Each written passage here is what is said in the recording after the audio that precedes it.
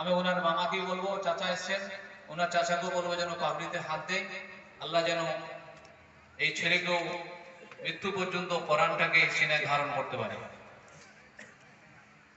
ছেলেটার নাম মিসবাহুল হক, বাড়ি পুকুরপাড়া, জায়গির খেয়েছিল ঢলকুড়ি আনসার আলী সাহেবের বাড়িতে।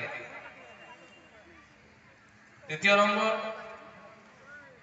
আব্দুর রব, বাড়ি ডাঙ্গাপাড়া।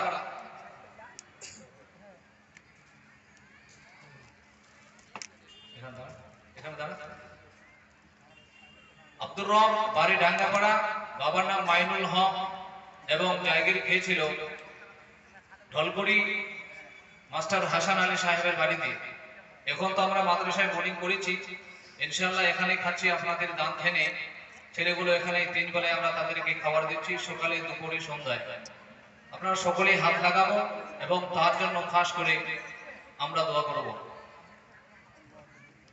আল্লাহ কবুল করুক।